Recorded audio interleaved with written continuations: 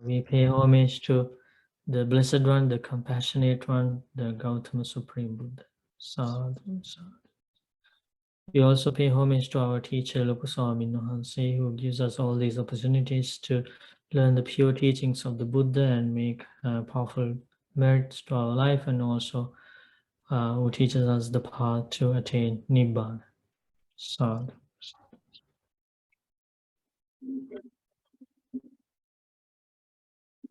Do you have any questions before we start learning new Dhamma, the words of the Buddha? And how about your meditation practice? Are you impatient or patient? Impatient. If you are impatient, you are not going to develop your meditation. Because you should practice patience. Sometimes the mind is wandering, it's not concentrated, mind is scattered, lots of hindrances, Buddha, right? So very patiently, strategically, you need to win this battle. You have to fight with your own enemies, with your own mind. And you can see how difficult it is to fight with your own defilements. It's not other people have put those defilements in your mind, right? It's your own lack of mindfulness, lack of sense restraint,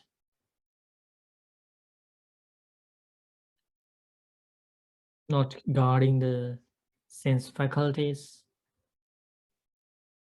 These are the causes. And when you sit for meditation, when you try to concentrate the mind, you can see how all these defilements bother you. But since it is a gradual training, everybody can practice little by little. And even for a very short time, if your mind was concentrated or it was well focused on breathing meditation, that means you have achieved something. So just be happy about it and place confidence in the powerful instructions of the Buddha. Little by little, try to practice. Now we have taught you various types of meditation, various techniques, right? Breathing meditation, loving kindness meditation, karuna, the compassion meditation, and then the elements meditation, the meditation on the impurities of the body, meditation on the impermanence of the 5 groups of clinging, meditation on the impermanence of the 6 sense bases, so many, right?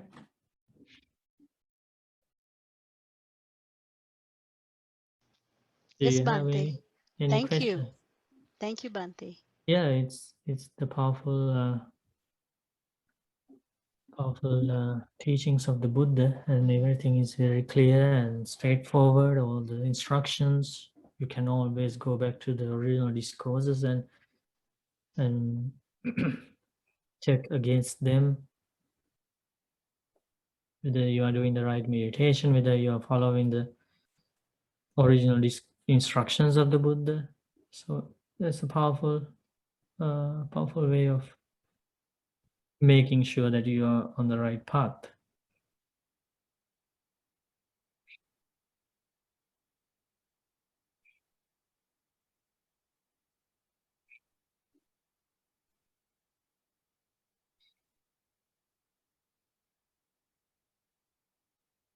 I see this deep silence of everybody.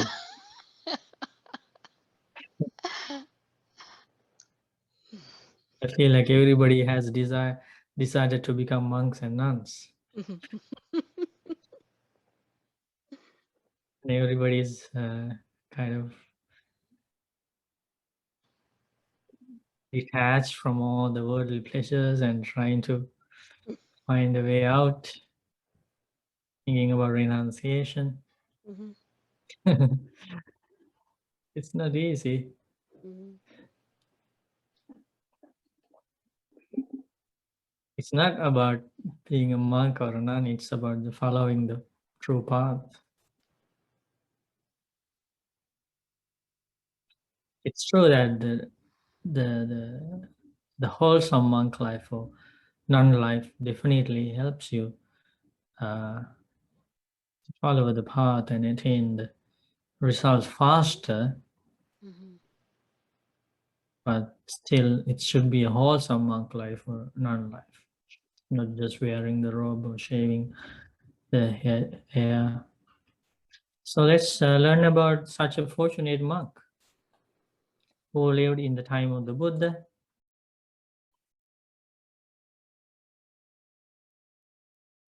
and attained liberation.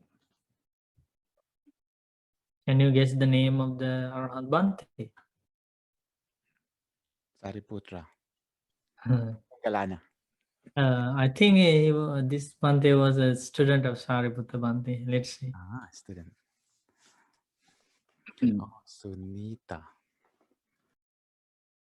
Have you heard that name before? Arahant Sunīta Thero? Not sure. He became a monk when he was very young, at the age of 7. But he was from a very poor family, in the lowest caste, according to the caste system in India. Everybody rejected him, and Untouchables. yeah, that's the caste of untouchables. He was born, but even though the ordinary society put him into that unfortunate caste category, the Supreme Buddha saw his potential and all the spiritual faculties, and they had matured very well, and they were ready to grasp very deep teachings of a fully enlightened Buddha, and only Buddha saw that.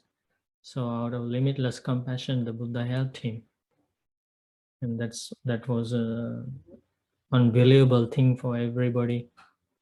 How this great fortune was hidden in such a so-called unfortunate boy, and that's the amazing quality of Anuttara Purishadhamma Sarati,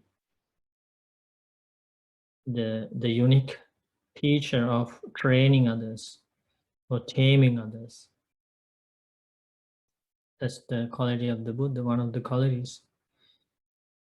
So maybe Arahant Bhante describes all those things in his own words, at least briefly. We can learn. Who is going to read? Monday, may I? Okay. Theragatha 12.2, the verses of Arahant Sunīta. I was born in a low-class family, poor, having little food. My job was very lowly. I was the disposer of people's feces. People shunned me, disgraced me, and insulted me. So, making my mind humble, I paid homage to many people.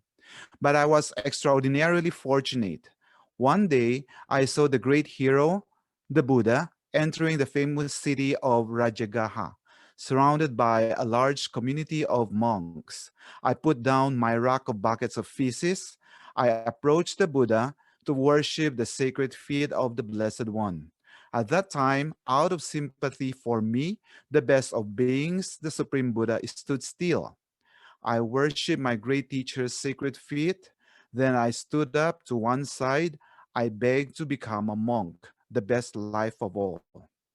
Then the merciful great teacher, compassionate towards the whole world, said to me, "Come, monk, that was my higher ordination. I live in the forest alone. I am not lazy. I fully follow the instruction exactly as the Buddha advised me. In the first watch of the night, I gained the knowledge to recollect my previous lives. In the middle watch of the night, I purified my divine eye. In the last watch of the night, I tore apart the thick darkness of ignorance. Then, at the end of the night, towards sunrise, the gods Saka and the great Brahma came and worshipped me with hands together. Homage to you, thoroughbred of man. Homage to you, best of men. Great sage, your mind is fully freed from all taints. You are worthy of the offerings of the world. My great teacher saw the assembly of gods surrounding me and smiled. Then the great teacher said this: by austerity, by living the holy life, by self-restraint and self-taming, one becomes a Brahmin. Here there is a supreme Brahmin. These verses were said by Arahant Sunīta. Sadhu, sadhu. He's no longer included in the lowest castes, right? He's a Brahmin. Yes. Now, Brahmin means the highest caste in India according to the caste system, and Buddha called true Brahmins are his Arahant's disciples. So Buddha calls Arahant Sunīta Thero a Brahmin. Why? A true Brahmin means by austerity, by living the holy life, by self-restraint and self-taming, one becomes a Brahmin. That is the meaning of the Brahmin. So the ordinary world uses it in a wrong way, but the true Brahmin was different. True Brahmin is an Arahant, liberated one. So Buddha used the same word for his Arahant disciples, and the Brahmins were very angry about it. So they finally they wanted to destroy the Buddhism from India. They just wanted to make it disappear, and they did that because of that hatred.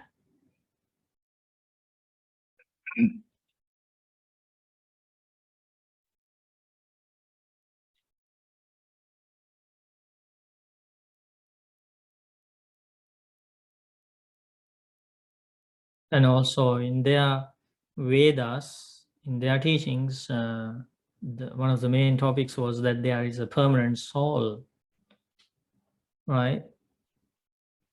And when Buddha was alive, some monks wanted to translate the Buddha's words into Sanskrit language. And they went up to the Buddha asking for permission, and Buddha rejected that. Buddha said, no one should translate my teachings into Sanskrit language. Anybody can learn it in their own language, but it should be in the original Pali language, original texts. It never should be translated into Sanskrit. But just after Buddha passed away, some of the split groups, some monks translated it into Sanskrit language. And before, since it was in Pali and the Brahmins' teachings were in Sanskrit, the Brahmins didn't pay any attention to the discourses of the Buddha because they were in Pali and their teachings were in Sanskrit. So they were reading their own texts. They didn't pay any attention to the discourses. But as soon as the discourses got translated into Sanskrit, they started teaching them. When they started reading them. When they were reading the discourses of the Buddha, they realized that it's completely against their teachings, and that's how they concluded. They didn't see that the Buddha has spoken truth. The Buddha has shared the truth with the world. They didn't think like that. They just thought, oh, he's telling that there is no permanent soul, there is nothing permanent, there is no creator and this and that. So they thought this is completely against our teachings, and the Buddhism has risen in this world to make our teachings disappear. And they got really angry, and they started killing all the monks killing monks and burning books and everything, and they made the Buddhism disappear from its original land. And that's because one of the main reasons is that those disobedient monks, group of monks, they didn't follow the Buddha's instructions. Buddha asked them not to translate the discourses into Sanskrit language.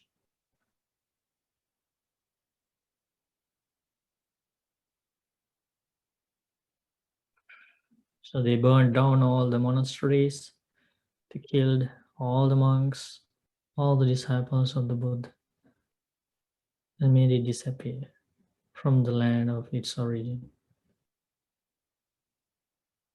Did you know that story? Maybe some parts you knew. Yeah, that's what this story says. And my teacher Lokuswami did lots of research about it, like how this amazing Dhamma disappeared from its original land. And Lux has read so many books. Because he spent years in India, and he met many professors in India, read many books because he can read Hindi books. He can speak Hindi, so he collected lots of books. He read many books about Indian history, about how Buddhism disappeared. So he shared all this information with us. Otherwise, we wouldn't know. Bhante, Mhm. who destroyed the Bodhi tree? Different people. There is a record in the Great Chronicle of Sinhalese that the Mahavansha, the Emperor Ashoka, who propagated the teachings of the Buddha in many other countries, because of him, the Buddhism reached Afghanistan, Pakistan, Bangladesh, Sri Lanka, and far away places. The Buddhism reached because of his mission. The Emperor Ashoka, and he has deep faith in the Buddha, Dhamma, and Sangha. So, and he went to the Bodhi tree, the original Bodhi tree in Bodh Gaya, where Buddha attained enlightenment, because the Arahant Moggaliputta Thero always like explained him everything. Okay, 200 years ago, the Buddha lived in this area, and this is where Buddha attained enlightenment. This is where Buddha, Emperor Ashoka went a long pilgrimage to all those places, and that's how he built and established, erected those stone pillars. You see, in those sacred sites in India, and some of them were broken down. Some of the remains still there, some parts. So Emperor Ashoka built those stone pillars, saying this is the birthplace of the Buddha, this is the enlightened place of the Buddha, this is the passing away place of the Buddha, and like that in many places. So he used to, it is said that he used to go to the Bodhi tree 3 times a day. He had so much great faith and respect towards that, and he believed, he regarded the Bodhi tree as the Buddha himself, and he felt like Buddha is alive when he go there. So he had a wife, and she was an unfaithful wife. She didn't respect the Buddha, and she realized that the Emperor Ashoka, the King Ashoka, allows the Bodhi tree than herself. So then she was very jealous and angry about it, and she thought that the king doesn't pay attention to me, but he pays attention to the Bodhi tree, and he goes 3 times a day to worship the Bodhi tree, and the king has forgotten me. So she was jealous, and she hired people to destroy the Bodhi tree and they put some thorns into the Bodhi tree with poison. And that's how the original Bodhi tree was killed.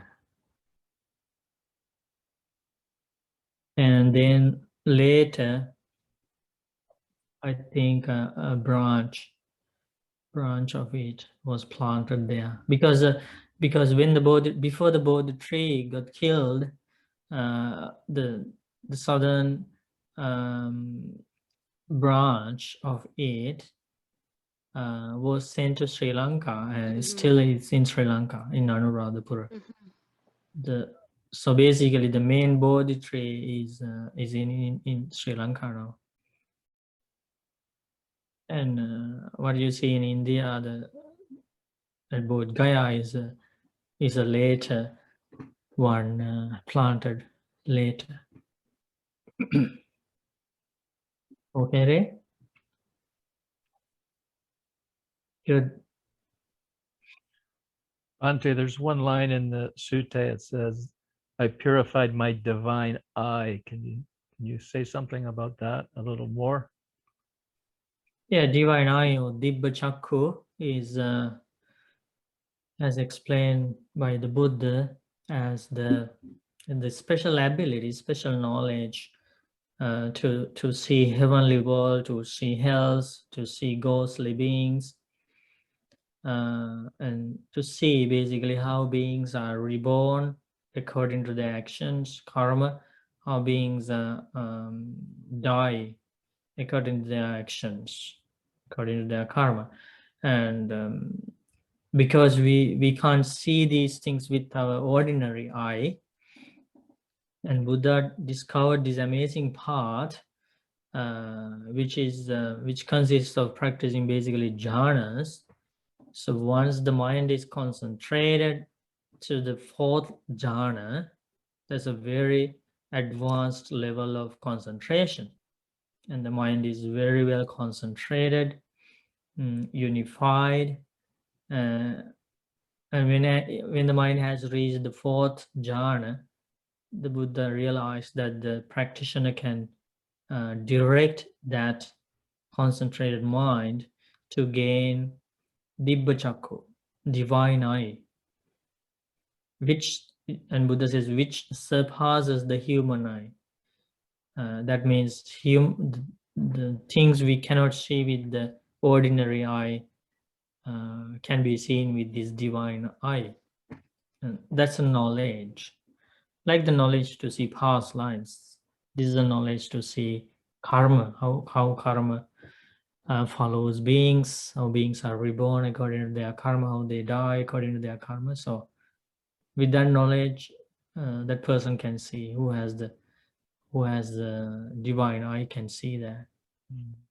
Thank you, And Bhante. Buddha had that, the Bachakus, some of the Arahants had that, many Arahants had that. Not all of the Arahants, but some Arahants had that ability. Thank you.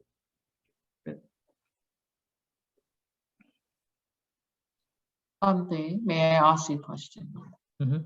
Since Bhante mentioned about the history of Buddhism, Bhante, I believe somewhere in the sutta, there's a part, I believe it was when Mahapajapati Gautami, after Supreme Buddha gave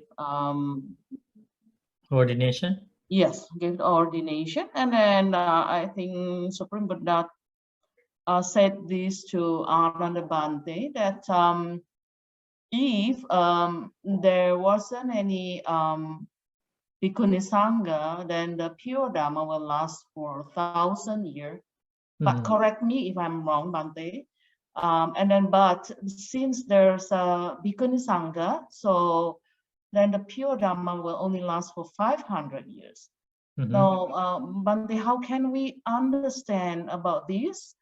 In this nowadays world, we still have this Nikaya, the original teachings. How can we make sense of that, Bhante? No, it happened exactly as Buddha predicted. Within the first 500 years, Yes.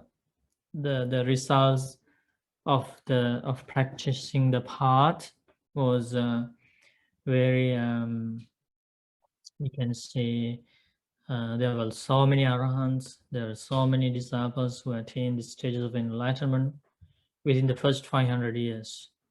And after that, it was a rapid decline of gaining stages of enlightenment and the disappearance of true Arahants from all over the world, and fake Arahants here and there, and lots of obstacles for the pure Dhamma. Pure Dhamma was disappearing. Lots of distorted versions of the teachings appeared all over the world. All these things happened after the first 500 years. So now it's been now 2,600 years. Yes. We are So, learning the Dhamma. Mhm. Bhante, so essentially that means that the true teachings will still be there, but But the gaining of the stages of enlightenment right. has been very hard. And Was it, Bhante, because of the counterfeit of the Dhamma? I think that was some yeah, sort counterfeit of the of- Dhamma. Right. And yeah. Okay. Thank you, Bhante. But still, we have an opportunity at least to place confidence in the path, learn the path, having to have vast knowledge of the Dhamma. And people can still practice wholesome qualities, at least to some extent, at least to escape from miserable places of rebirth, and to be reborn among Kalyanamitas again. There are so many heavenly worlds where still the Dhamma is being taught, being discussed by Kalyanamitas, being practiced. Compared to the human world, heavenly worlds are the safer places for the disciples of the Buddha to continue the practice. So at least if you can get another chance, we can again practice the Dhamma and attain stages of enlightenment. But to do that, one has to have a very good foundation here. Good foundation of the path.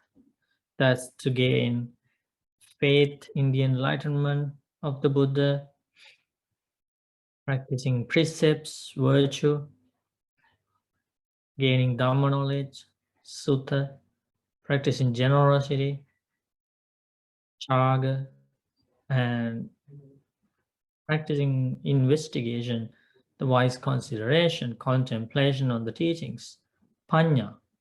So saddha, sila, sutta, chaga, panya. These 5 factors are the foundation of the path, basically. To have a good foundation means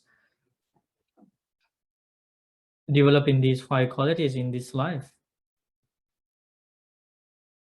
If anybody likes to continue the path, even after death. But you can see how difficult it is for people to lay that foundation. It's because of the true Dhamma is disappearing, Kalyanamitas are disappearing from the world, lots of distorted versions of the Dhamma spreading all over the world. It's because of, and especially the decline of the spiritual faculties of human beings.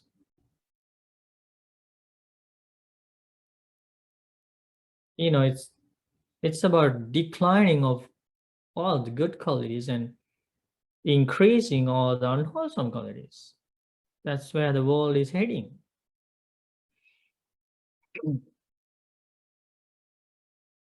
So we are part of that declining world. And as you have learned, there is a prediction of the Buddha. The world is rapidly following the declining path in the future. The lifespan is declining, beauty is declining, the taste of food is declining, wholesome qualities are declining. That's the future of the human world. So we are kind of in the edge, and there are 99 chances that we miss this opportunity. There is only one that one will save this opportunity.